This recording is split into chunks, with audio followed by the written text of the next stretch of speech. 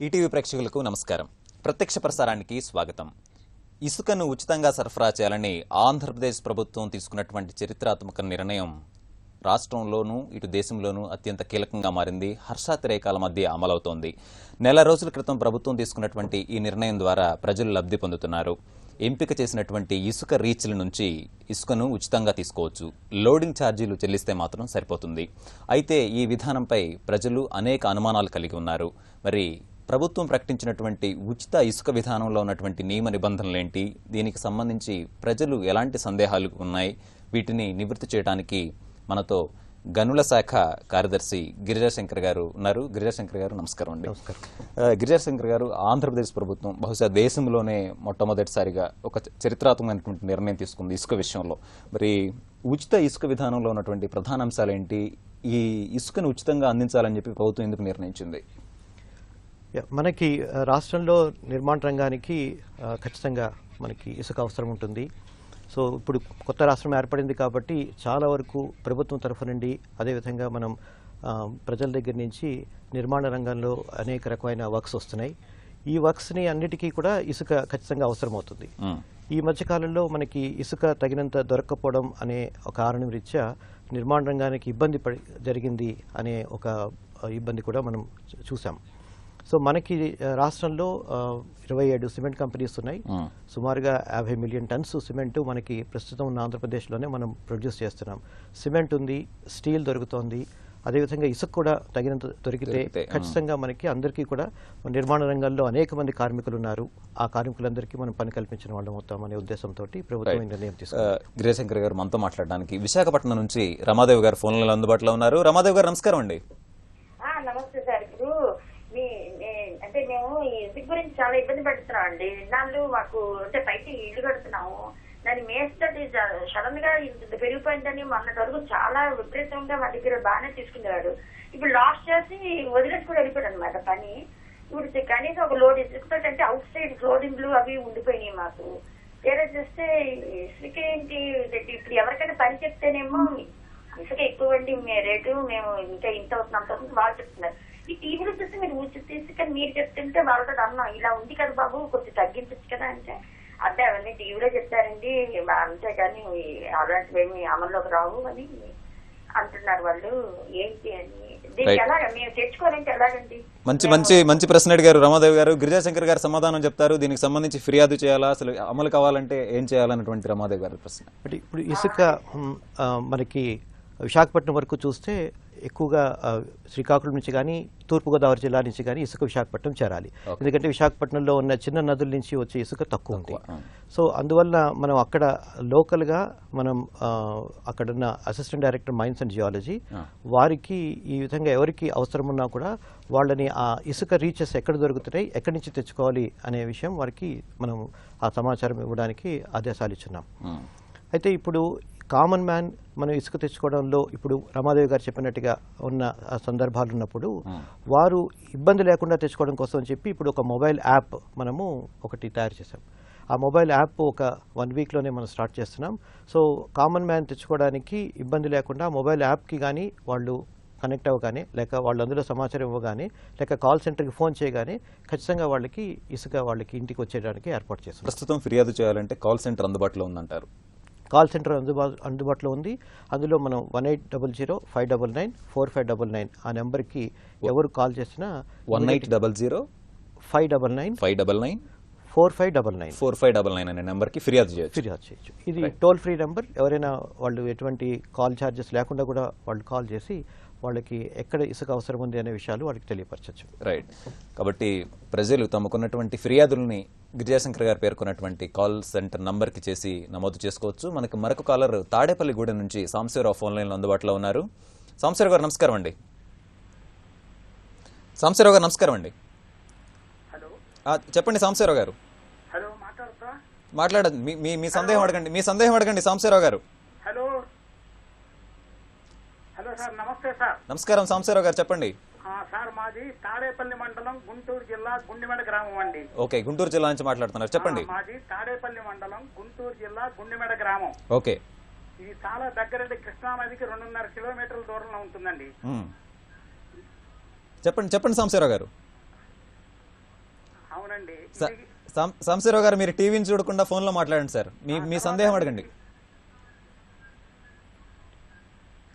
Sir, మీరు ఈ కార్యక్రమం బాగానే ఉంది, ఉచిత ఇసుక. అయితే దీనిలో ఉన్న పెద్ద లోటు ఏంటంటే హలో సార్, ఫోన్ లో మాట్లాడుతున్నానండి నేను. చెప్పండి సంశీరావు గారు, వింటున్నాం. మాట్లాడుతున్నా టీవీ టోటల్. రైట్, చెప్పండి.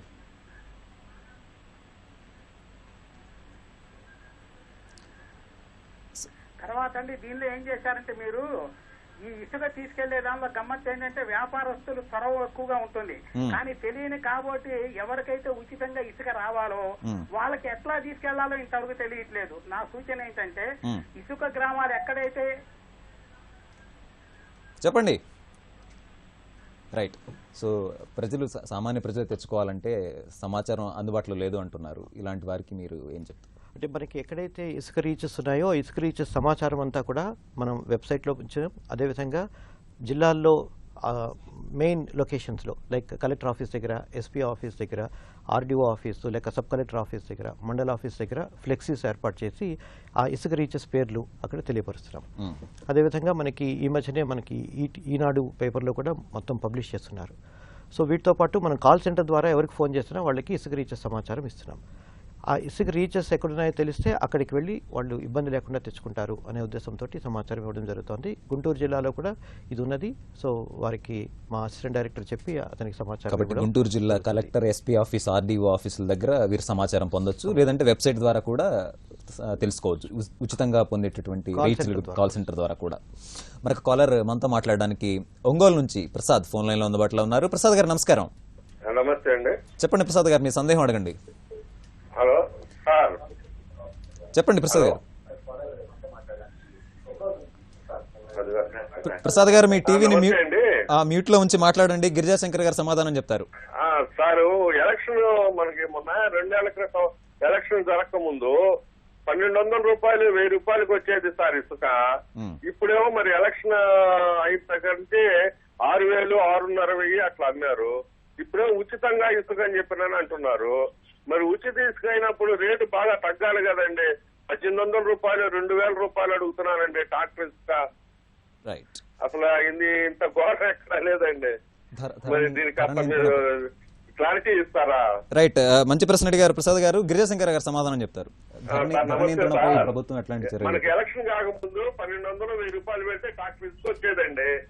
ఇది అన్ని బాడుగా, అన్ని కూలి అన్ని కలుపుకొని ఇప్పుడు వచ్చేసేమో 1800 రూపాయలు 2000 రూపాయలు అడుగుతున్నారు ట్రాక్టర్ ఇసుక. ఏమంటే మరి ఉచితం అంటున్నారు కదా, ఎలక్షన్ ముందు ఆ రేట్ ఏంది, ఇప్పుడు 1800.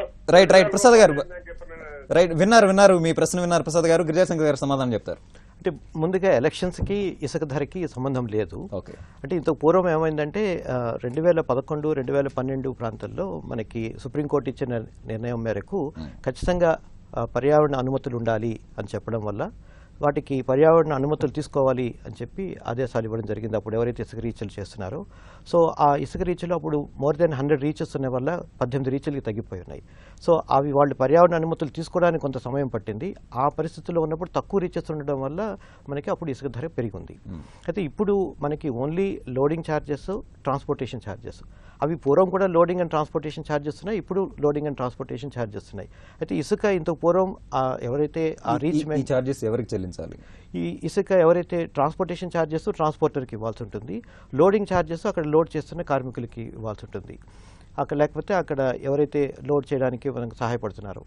అయితే ఈ రెండు అప్పుడు ఉన్నాయి, ఇప్పుడు ఉన్నాయి. అయితే ఇప్పుడు లేనిది అప్పుడు ఉన్నది ఏమంటే ఈ దళారుల యొక్క లేక ఇసుక రీచ్ ఓనర్ యొక్క లాభం, రైట్, లేక అతని యొక్క గ్రీడ్, అది ఇప్పుడు లేదు. సో అది లేకపోవడం వల్ల ఇప్పుడు ఇన్ఫాక్ట్ రేట్ బాగా తగ్గింది. అంటే కాబట్టి ఇసుక కావాలి అనుకున్నటువంటి వ్యక్తులు నేరుగా రీచ్ దగ్గరికి వెళ్ళి అక్కడ లోడింగ్, ట్రాన్స్పోర్ట్ ఛార్జెస్ చెల్లించి ఇంటికి ఇసుకుని తెచ్చుకునే వెసులుబాటు ఉంది అంటారు. కాబట్టి గతంలో అధికంగా ధర ఉన్నటువంటి సందర్భాల్లో ఫిర్యాదు చేయడానికి మీరేమన్నా సూచన చేయగలరా?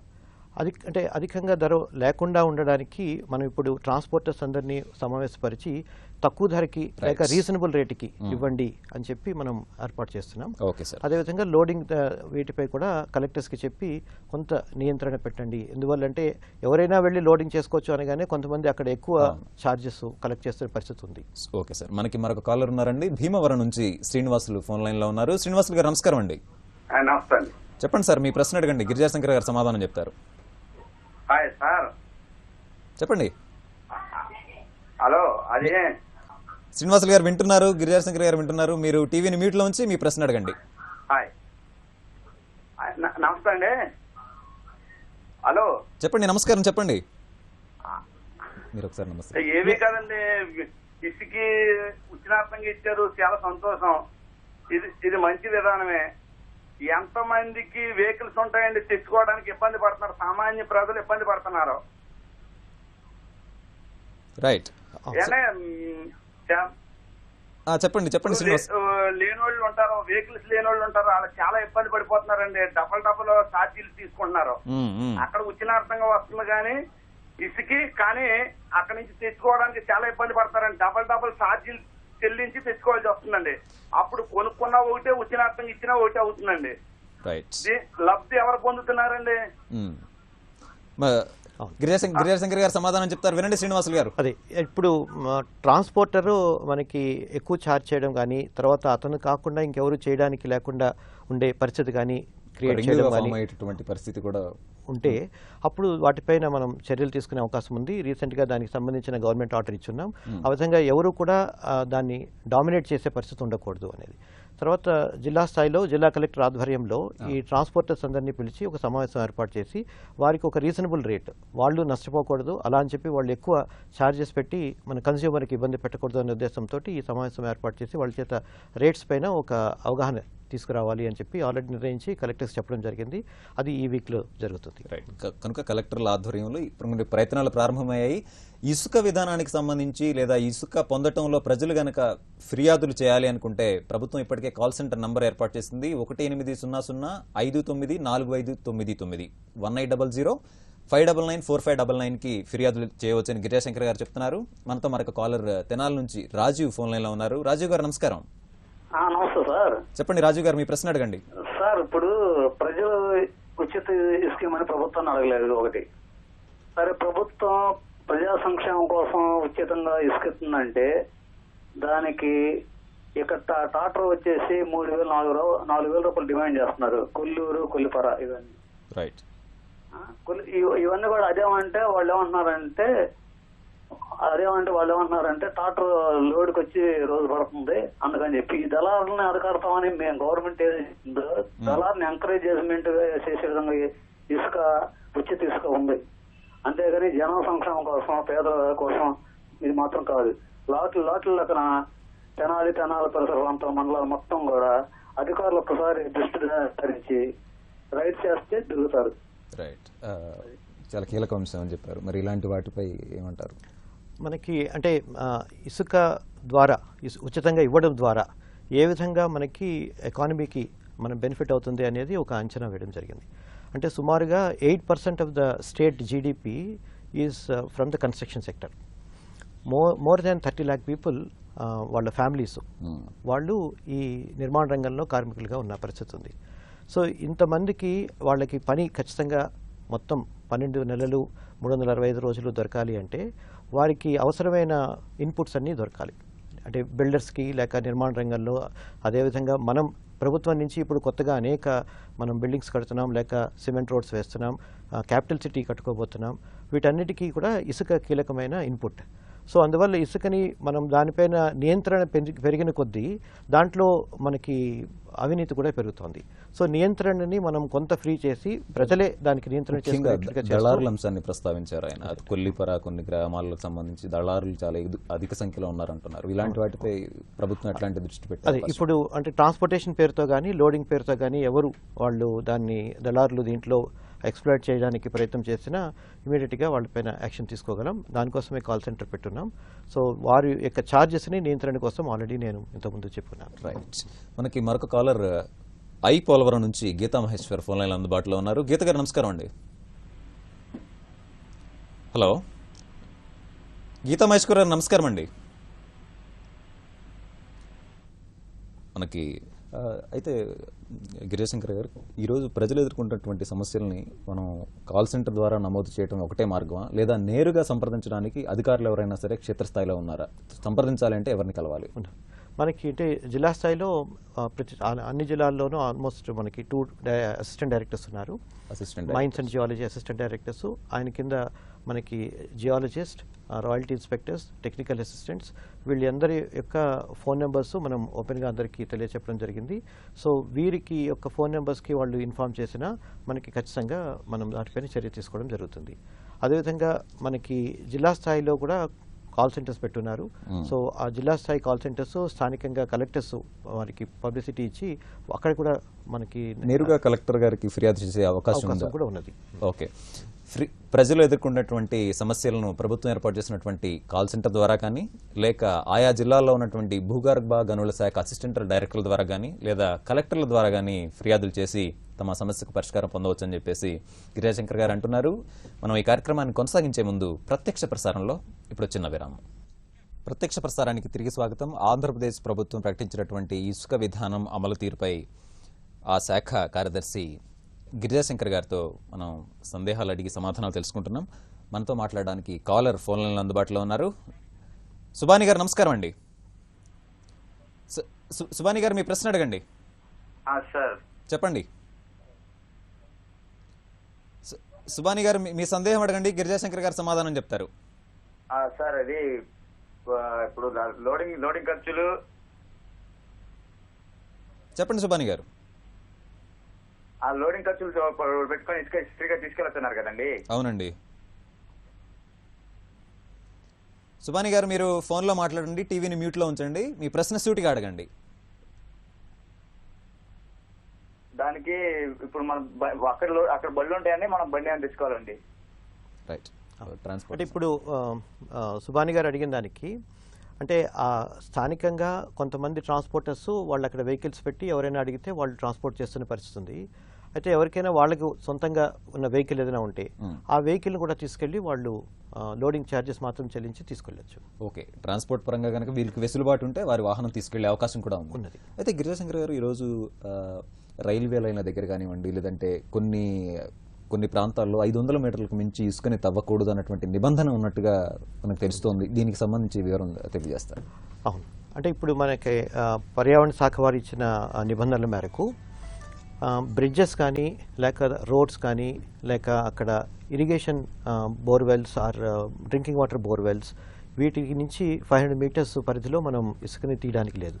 తీస్తే ఆ స్ట్రక్చర్స్ లేక వాటర్ రిసోర్స్ మనకి ఎఫెక్ట్ అయ్యే పరిస్థితి ఉంటుంది కాబట్టి దాన్ని ఖచ్చితంగా అమలు చేస్తున్నాం. రైట్. మనకి కొవ్వూరు నుంచి మరొక కాలర్ లక్ష్మి ఫోన్ లైన్ అందుబాటులో ఉన్నారు. లక్ష్మి గారు నమస్కారం అండి. నమస్కారం అమ్మా. మీ ప్రశ్న అడగండి. మాకు బిల్డింగ్ కట్టుకున్నామమ్మా. చెప్పండి, అడగండి లక్ష్మి గారు. టీవీని మ్యూట్. ఉచి తీసుకున్నారు కానమ్మా, ఉచి తీసుకున్నారు కానీ మాకు ఇల్లు స్టార్ట్ అయినప్పుడు కానీ నుంచి ఉచి తీసుకు కోసం చూస్తే ఇసుక కోసం చూస్తుంటే మాకు 5,000 ఒక 2 లారీలు మాది కొవ్వూరైనా రాజమండ్రి నుంచి తెప్పించుకోవాల్సి వచ్చిందమ్మా. కొవ్వూరులో దొరకటం లేదు. రాజమండ్రిలో 6,000 5,000 వసూలు చేస్తున్నారు. అది ట్రాన్స్పోర్ట్ ఇలా అయితే మరి మాకు కనీసం తగ్గుతుందంటారు కానీ తగ్గే సూచనలు ఉన్నాయా? మాకు ఎవరికైనా కంప్లైంట్ చేయమంటారు? రైట్. గిరిజశంకర్ గారు సమాధానం చెప్తారు, వినండి లక్ష్మి గారు. అమ్మా లక్ష్మి గారు, ఇప్పుడు మనకి మీకు బండి ఉండి మీరు తీసుకెళ్ళగలము అనుకుంటే మీరు ఖచ్చితంగా వెళ్ళి మీరే లోడింగ్ ఛార్జెస్ మాత్రమే చెల్లించి తీసుకురావచ్చు. లేదు, ఎవరైనా ట్రాన్స్పోర్టర్ తోటి సంప్రదించి మీరు వారి ద్వారా తీసుకోవచ్చు. ట్రాన్స్పోర్టర్ వివరాలు స్థానికంగా మీకు అక్కడ మా అసిస్టెంట్ డైరెక్టర్ ద్వారా మీకు తెలియపరచగలం. అయితే పూర్వం మీద ఇప్పుడు ఛార్జెస్ చాలా వరకు తగ్గాయి అన్నది మేము కలెక్ట్ చేసిన సమాచారం మేరకు ఉంది. ఇంత పూర్వము ఆల్మోస్ట్ ఒక 25,000 to 30,000 ఒక లారీ ఉంటే ఇప్పుడు అది 10,000 కంటే తక్కువ వచ్చింది, లేక 5-6,000 అని చెప్పి లక్ష్మి గారే చెప్తున్నారు. ఆ విధమైన పరిస్థితి ఉంది. కాబట్టి అంటే ట్రాన్స్పోర్టర్స్ యొక్క ఇబ్బందిని తగ్గించాలి, లేక ట్రాన్స్పోర్టర్స్ యొక్క డామినెన్స్ని తగ్గించడానికి కూడా మేము ఇప్పుడు ఏర్పాటు చేస్తున్నాం. సో కాబట్టి ఇప్పటికీ ఎవరైనా సరే అధిక ధరలు గనక వసూలు చేస్తున్నా లేదా ఆ దిశగా గనక ప్రయత్నాలు ఉన్నా సరే ఫిర్యాదు చేసుకునే అవకాశం అయితే ఉంది. రైట్. మనకి మరొక కాలర్ నెల్లూరు నుంచి రవీందర్ రెడ్డి ఫోన్ లైన్ అందుబాటులో ఉన్నారు. రవీందర్ రెడ్డి గారు నమస్కారం. సార్ నమస్తే సార్. చెప్పండి రవీందర్ రెడ్డి గారు, మీ ప్రశ్న అడగండి. సార్ 2-3 డౌట్స్ ఉన్నాయి సార్. చెప్పండి సార్. ఒకటి, ఈ సంగం మండలంలో మాకు ఒక 2 రీచ్లు ఇచ్చున్నారు సార్. సంగం మండలం రైట్. కోలగట్ల దగ్గర ఇచ్చున్నారు. అయితే ఏం చేస్తున్నారంటే అక్కడ ఉండే లోకల్ పీపుల్స్ పోయి బయట నుంచి వచ్చిన ట్రాక్టర్లను రానియకుండా ఆపేస్తున్నారు సార్. రైట్. ఆపేస్తున్నారు. వాళ్ళు ఏంటంటే వచ్చి మాకు ఒక 30-40 కిలోమీటర్ల నుంచి కూడా వస్తున్నట్టు, కావాలి నుంచి అటు వస్తారు. వాళ్ళు వచ్చినప్పుడు ఇక్కడ ఆపేస్తారు. దాని మీద ఎవరికి కూడా రెస్పాన్సిబిలిటీ లేకుండా ఉంది సార్. నా ఆలోచన అయితే ఏంటంటే ఆ గ్రామ పంచాయతీకి రెస్పాన్సిబిలిటీ ఇచ్చి అవసరమైతే ఒక 100 రూపాయలైనా సరే ఒక ట్రాక్టర్ కి పెట్టి లోపల పోయి లోడింగ్ దగ్గర కానీ రీచ్ లోపల పోయేదానికి కావాల్సిన వేసుకునే దానికి కానీ ఆ గ్రామ పంచాయతీకి రెస్పాన్సిబిలిటీ, ఆ సెక్రటరీకి రెస్పాన్సిబిలిటీ పెడితే ఈ యొక్క ఇబ్బంది లేకుండా ఉంటుంది అనుకుంటున్నాం సార్. ఓకే. రెండోది ఏంటంటే సార్, చెప్పండి. ఇప్పుడు ఈ ఇళ్లు కట్టుకునేటప్పుడు లోపల గుణార్థాల్లో ఫిల్లింగ్ చేసుకునే అవకాశం ఉంటుంది సార్. మన ముఖ్యమంత్రి గారు కానీ ఎవరైనా సరే ఇసుకను వాడబాకని అంటున్నారు సార్. మంచిది సార్, అది మంచి ఆలోచన కూడా. కాకపోతే మాకేందంటే ఇక్కడ పొలాల్లో ఉంటుంది సార్ మట్టి. దాన్ని తీసుకొని వచ్చి తోలుకోవాలంటే ఎవరిని అడగాల? ఒకవేళ ఎవరైనా తోలుతుంటే పోలీసు వచ్చి అబ్జెక్షన్ పెట్టడం, ఆపటం జరుగుతా ఉంది సార్. రైట్. దాన్ని ఎవరిని అడగాల? రవీంద్ర రెడ్డి గారు మంచి ప్రశ్నలు అడిగారు. గిరిరాజ్ శంకర్ గారు సమాధానం చెప్తారు. అదే ఇప్పుడు రవీంద్ర రెడ్డి గారు 2 ప్రశ్నలు అడిగారు. ఒకటి, మనకి వాళ్ళు రీచెస్ దగ్గర బయట నుంచి అనుమతించట్లేదు, అంటే వెహికల్స్ ని అనుమతించట్లేదు అనే విషయం పైన దానికి మనం ప్రతి 3 డేస్కి ఒకసారి ఆర్డీఓ అండ్ డిఎస్పీని పోయి మనం ఇన్స్పెక్ట్ చేసి అక్కడ ఉన్న సమస్యల్ని సాల్వ్ చేయమని చెప్పున్నాం. సో అక్కడ లోకల్ ఆర్డీఓ ఆర్ డిఎస్పీ లేక మన assistant director mines and geology వాళ్ళు ఎవరికైనా సమాచారం ఇస్తే అటువంటి నియంత్రణ ఎవరైనా పెడితే దాన్ని తొలగించడం జరుగుతుంది. దెన్ రెండోది ఇప్పుడు ఫిల్లింగ్కి ఉపయోగించొద్దు అని చెప్పున్నాం. అంటే మనం కన్స్ట్రక్షన్లో కూడా ఫిల్లింగ్ ఒక పని అయినప్పటికీ ఫిల్లింగ్కి ఆల్టర్నేటివ్ మెటీరియల్స్ ఉన్నాయి కాబట్టి గ్రావెల్ ఉపయోగించవచ్చు కాబట్టి మనం ఇసుక ఉపయోగించొద్దు అని చెప్పడం జరిగింది.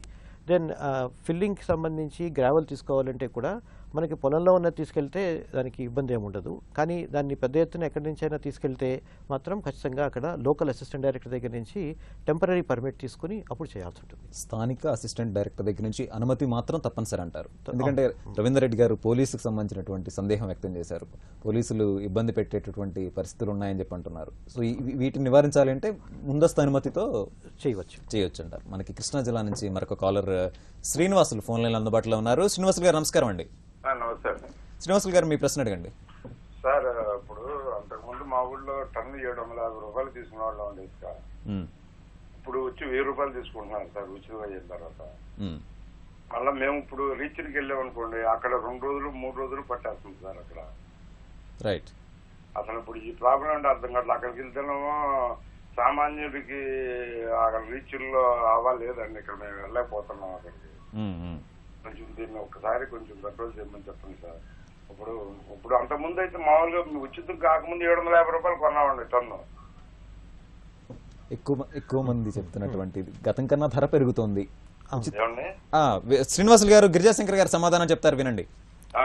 అది ఇప్పుడు అంటే దీంట్లో ఉచితం చేయడంలో 2 రకాలైన మనం యాక్షన్స్ తీసుకోవడం జరిగింది. ఒకటి, మనకి ఎవరికి పేరు మీద లీజ్ లేకుండా, లీజ్ అనేది ప్రభుత్వం పేరుతోటే ఉండడం, దానివల్ల ఎవరైనా లీజ్ ఉంటే ఆ లీజుదారుడు చేసే అతను వేసుకునే లాభం అనేవి ఉన్నాయి కాబట్టి వాటిని తీసివేయడం జరిగింది. కాబట్టి జనరల్గా అయితే రేట్ తగ్గాలి. ఈ పర్టికులర్ ఫినామినా ఖచ్చితంగా మేము దాన్ని ఎంక్వైరీ చేపిస్తాం. అది కృష్ణా జిల్లాలో ఉన్న పరిస్థితి.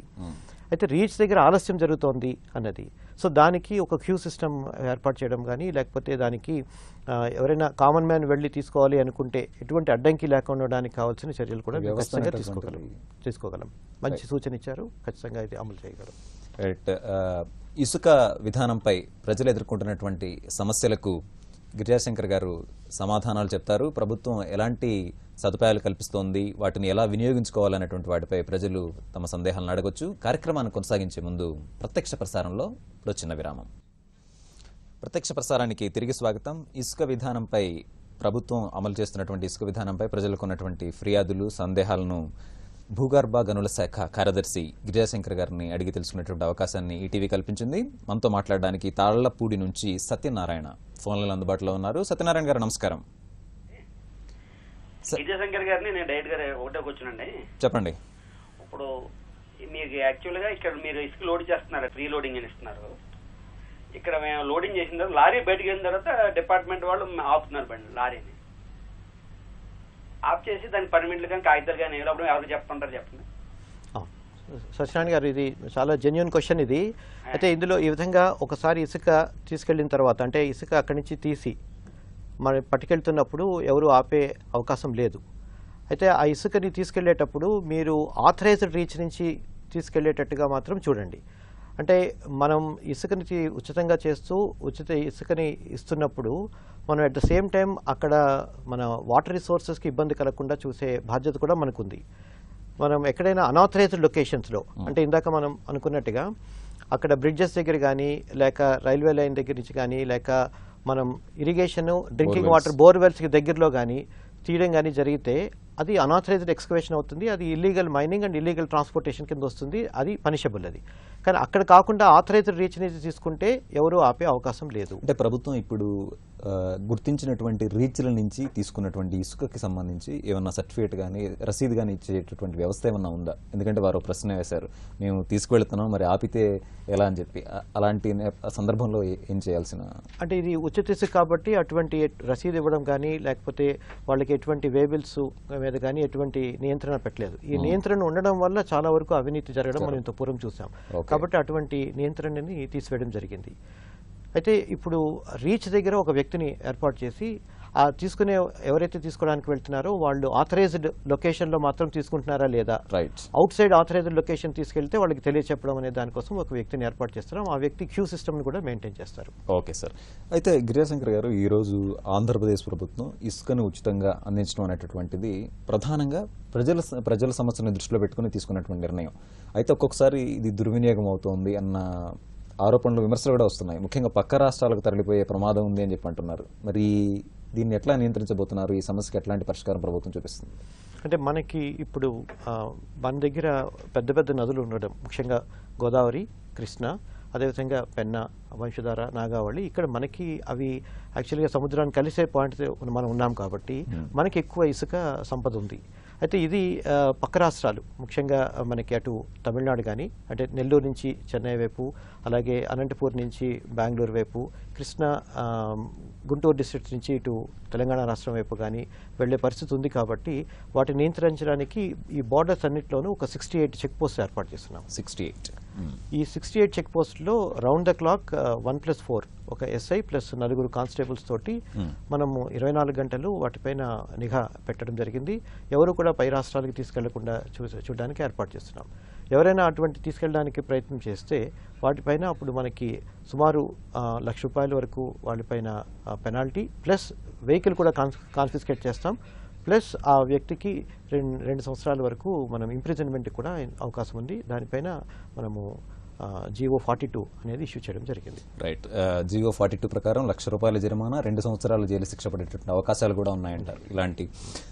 అయితే గిరిజాశంకర్ గారు, మరి ప్రభుత్వం ఈ తీసుకొచ్చినటువంటి ఇసుక విధానంలో కొన్ని సమస్యలు ప్రజలు ఎదుర్కొంటున్నారు.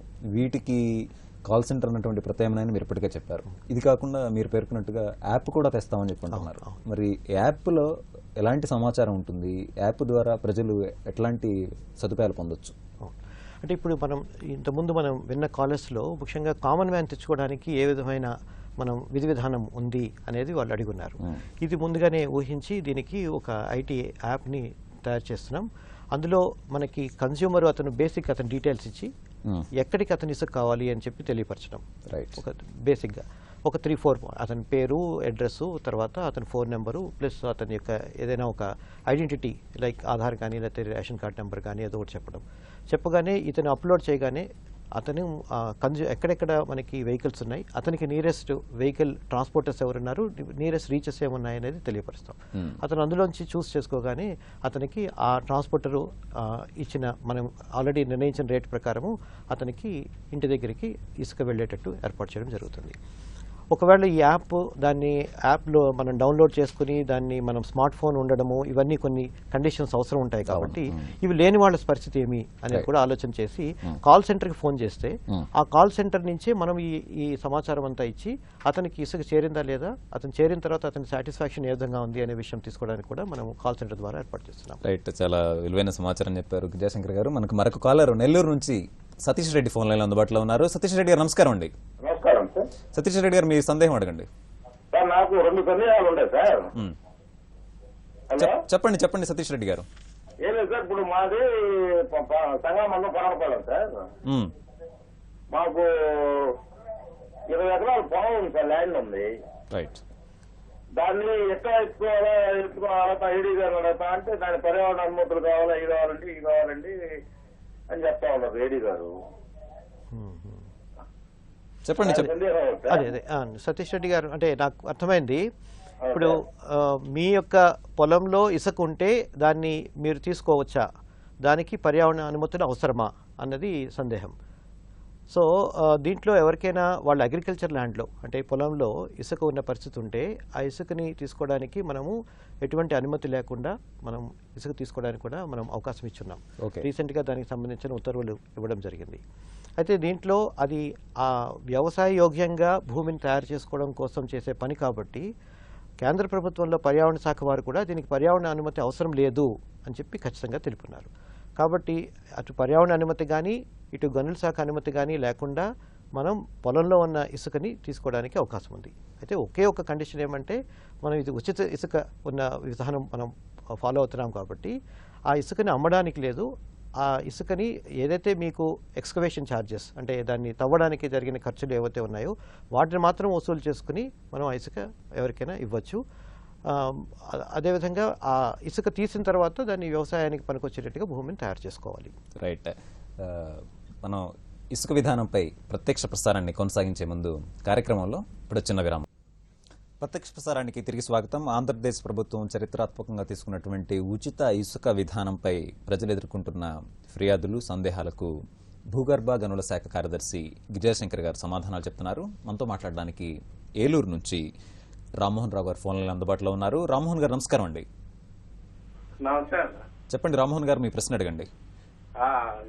ఇప్పుడు ఉచిత ఇసుక అంటున్నారు కదండి. మొన్న మేము మార్చిలో టన్ వచ్చి 1350 కొన్నాం.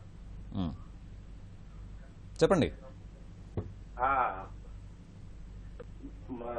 ఉచిత ఇసుక అంటున్నారు కదా, ఇప్పుడు వరకు ఏమీ రాలేదు ఎవరికి.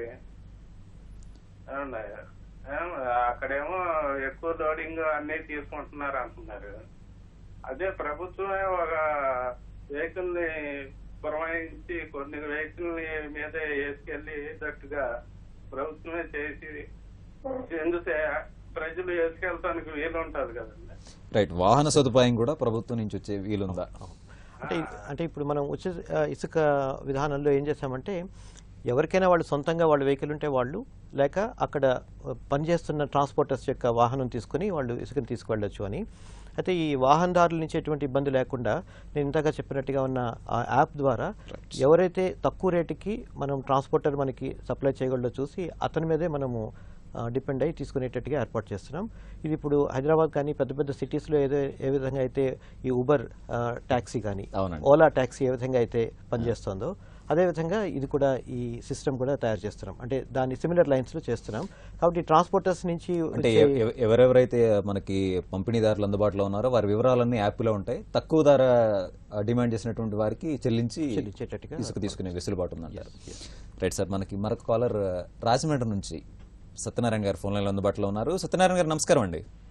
నమస్తే సార్. గిరిశంకర్ గారితో మాట్లాడదాం అనుకుంటున్నాను సార్. చెప్పండి గిరిజాశంకర్ గారు వింటున్నారు. చెప్పండి. ఏమన్నా రాజమండ్రిలో ఇసుక రేవులో బోల్డ్ స్టాక్ అయిపోయిందండి. గోదావరిలో నీరు మాత్రం అస్సలు లేదండి. మ్యాట్లు ఊరికి పెరుగున్నాయి. ఏంటి వాళ్ళు ఏదో అన్నారు కదండి, అదే టెంటర్ బళ్ళు తీసుకున్నారు. టెంటర్ లారీలు అంటే పెద్ద పెద్ద వెహికల్ తీసి మామూలుగా ఇసుక అనేది ట్రాక్టర్లో మామూలుగా 2 యూనిట్లు లారీలతో సప్లై చేస్తారు. ప్రతి ఓడికి అందుబాటులో ఉంటుంది. నేను బిల్డింగ్ కాంట్రాక్టర్ అండి, రాజమిస్త్రి కూడా నేను. అయితే ఇంకోటి రాజమండ్రిలో ఈ రోజు గోదావరిలో నీరు లేకపోవడం కారణం ఏంటంటే ఇప్పుడు మనం పోలవరం ప్రాజెక్ట్ ఆపోజిట్ కొవ్వూరు బ్యారేజీ వరకు కూడా ఇసుకమాటలు ఫుల్ ఉన్నాయండి. ఎక్కడ చూసినా సరే ఇసుకమాటలు వేసుకున్నాయి. ఇది వరకు నా చిన్నతనం నాది వయసు దగ్గర 45 సంవత్సరాలండి. ఇసుకమాటలు చూస్తే ఎటు చూసినా కదా నీరు లేదండి. ఇసుకమాటలు మొత్తం తొలగించాలంటే ఇది వరకు కాంట్రాక్ట్ ఎంతవరకు అంటే మాకు రాజమండ్రిలో రేవుల్లో ఇసుక మామూలుగా మేము ఇస్తే ఏమన్నా మీసాలు అని చెప్పి మా ఎంత తిరిగివారండి. ఈ రోజు మేము వాళ్ళ ఎంత తిరగవలసిన పరిస్థితి మాకు ఏర్పడిందంటే ఇసుకమాటలు చంద్రబాబు నాయుడు గారు తొలగింతా ఉన్నారండి. ఇసుకమాటలు తొలగించి గోదావరి జిల్లాలో బాగా ఎక్కువగా మనకి ఉండేటట్టు చూస్తే మేము చాలా ఆనందం. రెండో విషయం ఏంటంటే నేను కోట్లింగారావు గుడికి వెళ్ళినప్పుడల్లా నా కళ నీళ్ళు వస్తాను. స్నానం చేయని నీళ్ళు లేవండి. స్నానం చేయను కానీ పిండ ప్రదర్శన చేయను కానీ కనీసం నీళ్ళు లేకుండా పోయిందంటే ఈ రోజు నాడు నీరు తీసుకెళ్ళడం మంచిదేనండి. విశాఖపట్నం తీసుకెళ్ళచ్చు, అలాగే మన కృష్ణా తీసుకెళ్ళచ్చు. కానీ ఇసుకమాట తొలగించిన తర్వాత ఇసుకమాట కంప్లీట్ తీసేయాలండి. ఓకే ఓకే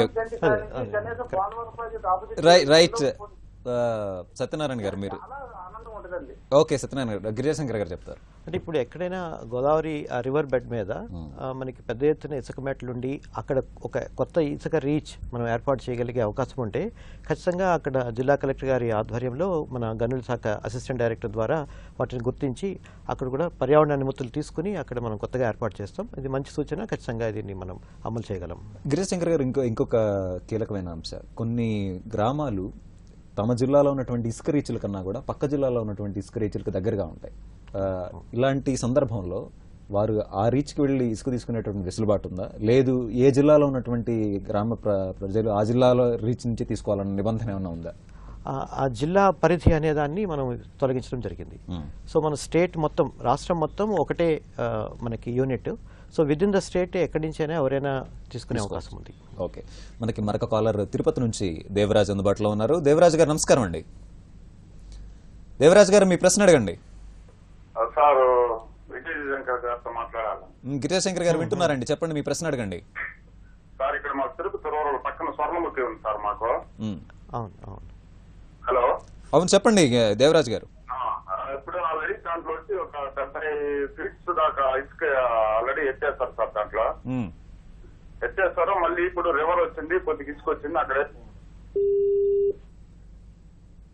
రైట్, చాలా ముఖ్యమైనటువంటి అంశం. ఈరోజు ఇసుకను తరలించేటువంటి ప్రక్రియలో యథేచ్ఛగా తవ్వకాలు జరిగి ఈవెన్ మీరు చెప్పినటువంటి నదీ ముఖద్వారాలు, నదీ గర్భం కూడా మారిపోతున్నటువంటి పరిస్థితులు ఉన్నాయి. మరి ఇలా తవ్వకాలు యథేచ్ఛగా చేసినటువంటి వారిపై నియంత్రణ ఇప్పుడు ఎట్లా చేపడతారు? అంటే మనం ఇసుక రీచ్ని గుర్తించిన తర్వాత అక్కడున్న ఇసుక ఎంత మేరకు తీయగలము అనేది పర్యావరణ శాఖ వారు ఇచ్చిన రూల్స్ ప్రకారం అయితే మనకి మాక్సిమం 2 మీటర్స్ కంటే మించి తీయడానికి లేదు. సో ఆ 2 మీటర్స్ కంటే దిగువనే ఖచ్చితంగా మళ్ళీ ఇసుక బెడ్ ఉండాలి. సో వీటిని లోబడే మనం పనిచేస్తున్నాం. ఇలా చేసేటప్పుడు అక్కడ ఎంత క్వాంటిటీ తీయగలము అనేది మనకి ముందే నిర్ధారిస్తాం కాబట్టి ఆ క్వాంటిటీ కంటే మించకుండా తీసేటట్టు మనం ప్రతి 15 రోజులకి మనం టెక్నికల్ కమిటీని పంపించి వెరిఫై చేస్తున్నాం. సో అంతకంటే ఎక్కువ తీస్తున్నారు అనగానే అక్కడ ఆపివేయడం జరుగుతుంది. స్వర్ణముఖి పైన ఖచ్చితంగా మా స్టాఫ్ చేత మనం వెరిఫై చేయించగలం. రైట్, ఇసుక విధానంపై ప్రజలు ఎదుర్కొంటున్నటువంటి సమస్యలను అలానే వారి సందేహాలకు సమాధానాలు తెలుసుకునే ముందు ప్రత్యక్ష ప్రసారంలో ఇప్పుడు వచ్చిన విరామం. ఇసుక విధానంపై ఉన్న సందేహాలను భూగర్భ గనుల శాఖ కార్యదర్శి గిరిజాశంకర్ ఐఏఎస్ గారు సందేహాలకు సమాధానాలు చెప్తున్నారు. మనతో మాట్లాడటానికి నెల్లూరు నుంచి వసంత్ ఫోన్ లైన్లో ఉన్నారు. వసంత్ గారు నమస్కారం అండి. వసంత్ గారు మీ ప్రశ్న అడగండి. సార్ ఇప్పుడు సామాన్యకే కాకుండా ఫ్యాక్టరీలకు కూడా ఇసుక ఫ్రీగా ఇవ్వాలా సార్? ఇప్పుడు అది అవసరం లేని పాయింట్ కదా. చెప్పండి మీ ప్రశ్న, మీ సందేహం అడగండి. అదే సార్, ఇప్పుడు మనకి శాండ్ అనేది ఒక సామాన్యుడికి కాకుండా వేల కోట్లు పెట్టి ఫ్యాక్టరీ ఉంది కదా, దానికి ఇవ్వాల్సినంత అవసరం ఉందా? రైట్, అది సార్ సందేహం. దానికోసం ఇదంతా గవర్నమెంట్ లాస్ కదా.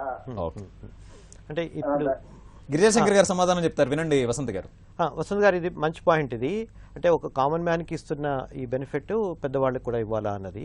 అంటే ఇందులో ఈ రకంగా ఒక డిఫరెన్షియల్ ప్రైసింగ్ కానీ మనం పెడితే దాంట్లో మళ్ళీ ఎక్స్ప్లాయిట్ చేసే అవకాశం ఉంటుంది. ఒకటి, ఒక కామన్ పాలసీ ఉంటే మనం ఇంప్లిమెంటేషన్కి ఇబ్బంది ఉండదు. ఒకటి, రెండవది కూడా మనకి మనం ఎవరికి ఇసుక ఇచ్చినా కూడా తద్వారా చాలామందికి ఉపాధి దొరుకుతుంది.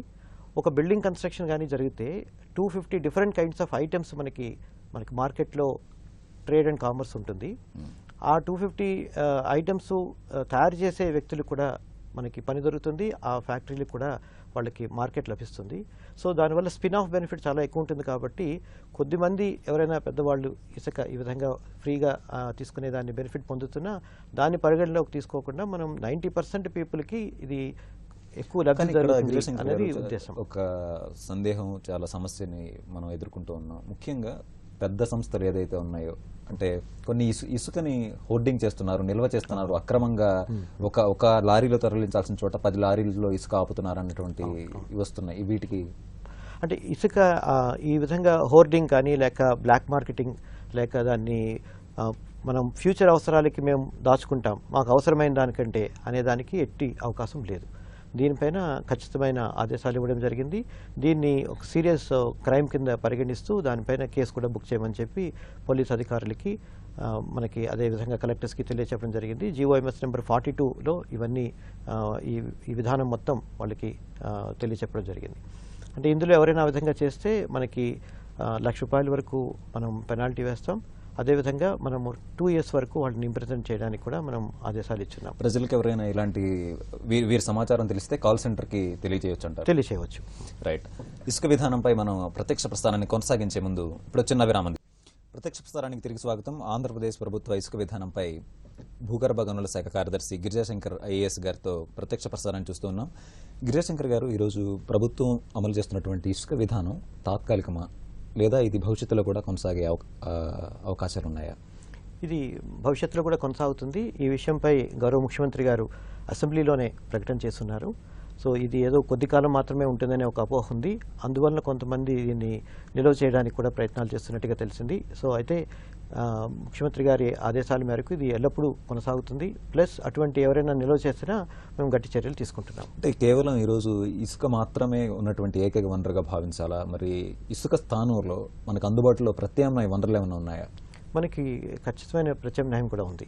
సో ఇది చాలా దేశాల్లో ఈ రాక్ శాండ్ లేక మ్యానుఫ్యాక్చర్డ్ శాండ్ అని చెప్పి వాళ్ళు మన ఏదైతే రోడ్ మెటల్ ఉందో, కంకర్ ఏదైతే ఉందో దాన్ని క్రష్ చేసి అవసరమైన స్థాయికి దాన్ని పౌడర్ కింద చేసి వాటిని ఉపయోగిస్తారు. ఇన్ఫ్యాక్ట్ అది కాంక్రీట్కి అదే ఉపయోగించాలి అనే నిబంధనలు కూడా ఉన్నాయి. ఓకే. సో దాన్ని ఉపయోగించడం వల్లే మనకి కాంక్రీట్ గట్టిగా ఉంటుంది అనేది. ప్లాస్టరింగ్కి మాత్రం కొద్దిమంది మనం రివర్ శాండ్ ఉపయోగిస్తారు. సో ప్లాస్టరింగ్కి అవసరమయ్యే శాండ్ని కూడా మ్యానుఫ్యాక్చర్డ్ శాండ్లు చేసే అవకాశం ఉంది. ఓకే. దీనికి సంబంధించి ప్రభుత్వం ఒక పాలసీ కూడా రీసెంట్గా రిలీజ్ చేసింది. ఈ పాలసీలో మనం అనేక ఇన్సెంటివ్స్ కూడా ఇస్తున్నాం. ఎందుకంటే ఇది ఒక స్మాల్ సెక్టర్ కానీ లేక మీడియం సెక్టర్ లెవెల్. ఒక చిన్న ఇది గిరిజాశంకర్ గారు, మీరు ప్రభుత్వం అమలు చేస్తున్నటువంటి ప్రోత్సాహకాల గురించి చెప్పబోయే ముందు మనకి ఒక కాలర్ ఫోన్ లైన్లో అందుబాటులో ఉన్నారు. సాంబశివరావు గారు, నమస్కారం. సాంబశివరావు గారు, మీ ప్రశ్న అడగండి. చెప్పండి సాంబశివరావు గారు. కృష్ణా జిల్లా గొల్లపూడి గ్రామం నుంచి మాట్లాడుతున్నాం సార్. చెప్పండి. మన నిన్న బాబు గారు కలెక్టర్ గారు కూడా డాక్టర్ గారు అని ఆయన 9,95,00,000 క్యూబిక్ మీటర్లు ఇచ్చామని చెప్పి ఇచ్చారు. ఓకే. ఇది ఈనాడు పేపర్ లో. దాంట్లో గొల్లపూడి వద్ద 6,00,000 క్యూబిక్ మీటర్లు ఇస్తుంది, 6 కిలోమీటర్ల మేరకు అని చెప్పి ఇచ్చారు సార్ గొల్లపూడిలో. రైట్. ఇక్కడ కానీ లోకల్ నాయకులందరూ అడ్డపడిపోయి, గొల్లపూడి అంటే చాలా పెద్ద ఊరు సార్ అది. Right right. చాలా పెద్ద గ్రామం. లోకల్ నాయకులు ఓకే. అంటే ముఖ్యంగా ఇలాంటి అంశాలు ఉన్నాయి. ఇప్పుడు స్థానికంగా కొన్ని అడ్డంకులు కానివ్వండి, లేదంటే భారీ స్థాయిలో రాజకీయ జోక్యాలు, కొంతమేర దళారులు, ఇలాంటి సందర్భాలు సమస్యలు ఉన్నప్పుడు ఏం చేయాలి? అంటే దళారులు కానీ లేక అక్కడ వారంతా ఒక మాఫియా రూపంలో కానీ వాళ్ళు అడ్డగిస్తే మాత్రం ఖచ్చితంగా దానిపైన చర్యలు తీసుకోవడానికి మనం అన్ని రకాల మనం ఏర్పాట్లు చేస్తున్నాం. కలెక్టర్ మరియు ఎస్పీ జిల్లా స్థాయిలో, అదేవిధంగా డివిజన్ స్థాయిలో ఆర్డీఓ మరియు డిఎస్పీ, మండల స్థాయిలో కూడా అధికారులని, గనుల శాఖ అధికారులని అందరినీ అప్రమత్తం చేయడం జరిగింది.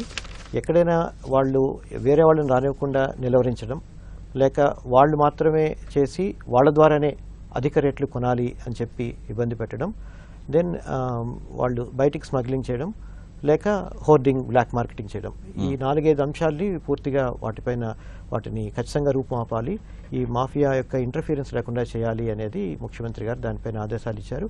డీజీపీ మరియు సెక్రటరీ నన్ను ప్లస్ మరియు అందరి పోలీస్ అధికారులు, గనుల శాఖ మంత్రివర్యులు మరియు హోంశాఖ మంత్రివర్యులు వీళ్ళందరితోటి కూడా సమావేశం ఏర్పాటు చేసి మేము ఇప్పటికీ 4 వీడియో కాన్ఫరెన్స్లు పెట్టాం.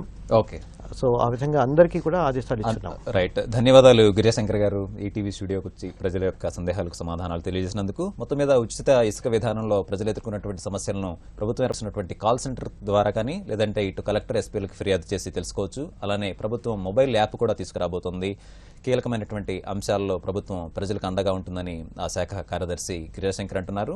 ఇది ఇసుక విధానంపై ప్రత్యక్ష ప్రసారం. మరికొద్ది క్షణాల్లో ఘంటారావం ప్రసారం. నమస్కారం.